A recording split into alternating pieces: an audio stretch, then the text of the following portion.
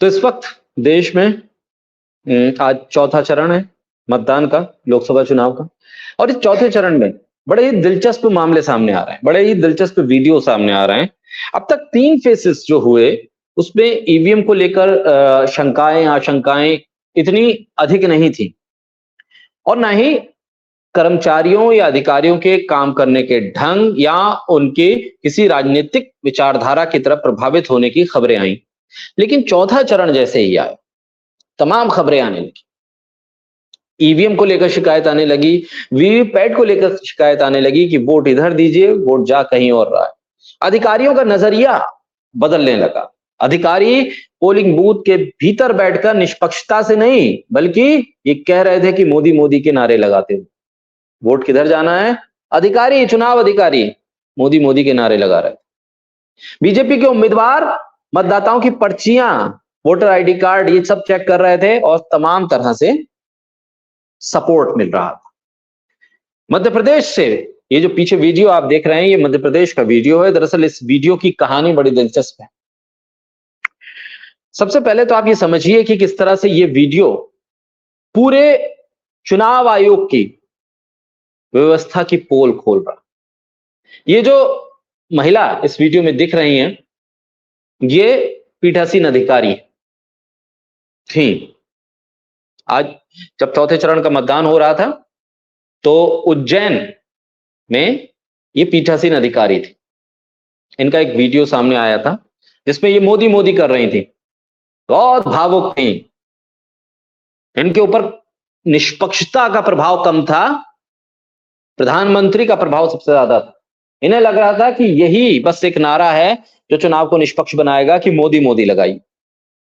चुनाव को प्रभावित कर रही थी। और ये बात जब कांग्रेस के प्रत्याशी तक पहुंची तो वो धरने पर बैठे इस अधिकारी के रवैये के खिलाफ। देखिए, एक प्रत्याशी को धरना देना पड़ रहा है। लोकतांत्रिक व्यवस्था में लेवल प्लेइंग फील्ड की बात जब चुनाव आयोग करता है तो इस वीडियो को देखे चुनाव आयोग। उम्मीदवार धरना दे रहा है कि आपका पीठासीन अधिकारी, आपका चुनाव अधिकारी निष्पक्ष नहीं है। वो पोलिंग बूथ पर बैठकर मोदी मोदी के नारे लगा रहा है और मतदाताओं को प्रभावित कर रहा है। ये काम तो चुनाव आयोग का था। चुनाव आयोग के ऑब्जर्वर्स होते हैं, सेक्टर ऑफिसर्स होते हैं, वो कहां थे, क्या कर रहे थे? ये एक उम्मीदवार को धरना देना पड़ा। फिर जाके इन पीठासीन अधिकारी जो थी ये, इनको हटाया गया है। हुआ क्या? दक्षिण विधानसभा है उज्जैन की, बूथ संख्या 37 पर पीठासीन अधिकारी, इनका नाम आरती बताया जा रहा है, कांग्रेस के उम्मीदवार जो लोकसभा के प्रत्याशी महेश परमार, उन तक वीडियो पहुंचा कि ये पीठासीन अधिकारी दक्षिणी उज्जैन के बूथ संख्या 37 पर बैठकर मोदी मोदी कर रही हैं। तब वो धरने पर बैठे। कौन? महेश परमार, कांग्रेस के उम्मीदवार। पीठासीन अधिकारी बूथ पर मोदी मोदी भाजपा भाजपा कर रही थी, जबकि वहां पर कोई भाजपा का कार्यकर्ता नहीं। जब पीठासीन अधिकारी खुद बीजेपी के वर्कर के तौर पर काम करे, चुनाव अधिकारी खुद पीठासीन अधिकारी, चुनाव आयोग के कर्मचारी खुद बीजेपी के वर्कर की तौर पर काम करे, तो किस पार्टी को अपने कार्यकर्ता भेजने की जरूरत पड़ेगी? जब कलेक्टर तक ये बात पहुंची, कलेक्टर ने आके कहा कि हम एक्शन लेंगे और इन्हें हटाया गया, तब जाकर उन्होंने धरना खत्म किया। दरअसल कांग्रेस के उम्मीदवार का कहना था कि बीजेपी और बीजेपी कार्यकर्ता हार की हताशा में डूबे हुए, और इसलिए अब बीजेपी अपने असली रूप में आ रही है। उसके जो कर्मचारी हैं, जो सरकारी पोस्ट पर हैं, जो उसकी विचारधारा से जुड़े हुए लोग हैं, उनको एक्टिव किया जा रहा है। उनके जरिए बीजेपी अपना काम करवाना चाह रही है। और उज्जैन में यह मामला इसलिए बहुत महत्वपूर्ण है क्योंकि ये मध्य प्रदेश के मुख्यमंत्री का गृह जनपद है। और यह मामला जब सामने आया, तब इस मामले को लेकर कलेक्टर ने कार्रवाई की और कहा कि हम इस पर कार्रवाई करेंगे, हम किसी भी तरह से निष्पक्षता को खत्म नहीं होने देंगे। सही है, लेकिन सवाल यह है कि आखिर किस तरह से पूरा चुनाव 3 फेज का निपट गया, उसके बाद चौथे चरण में जाकर इस तरह की कंप्लेंट्स आ रही। अब मैं आपको ये जो पीठासीन अधिकारी महोदय जिनको अब हटा दिया गया है, उनका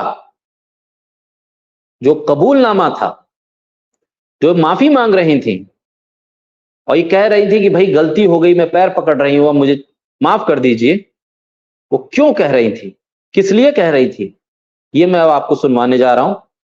हालांकि अब जब कांग्रेस के उम्मीदवार ने धरना दिया, तब इन्हें हटाया गया है पीठासीन अधिकारी के उस जिम्मेदारी से।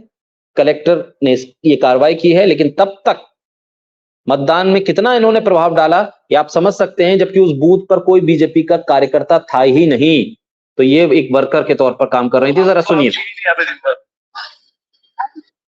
सुनिए। करना ही नहीं, इनने कबूल भी लिया।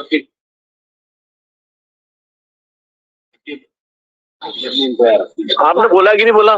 सॉरी बोला ना मैंने, बोला तो सॉरी, कान पकड़ के सॉरी बोल रही हूँ। तो काहे के लिए बोला फिर आपने? अरे बाबा सॉरी बोल रही हूँ दादा, मैं तेरे पैर पकड़ लूँ? पैर में मत है ना, ऐसा कुछ भी नहीं है हमारे मन में भी। पर आप कर जाओ, हम लोग आप तो हमको आप चाहिए नहीं यहाँ पे दिन भर।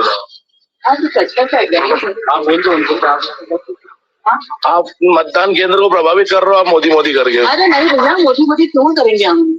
मेरे आंखों के सामने बोला, मैं खुद लाइन में लगा था। मैं क्यों बोलूंगी ऐसा? मेरे आंखों, आपने मेरे सामने नहीं बोला। हाँ।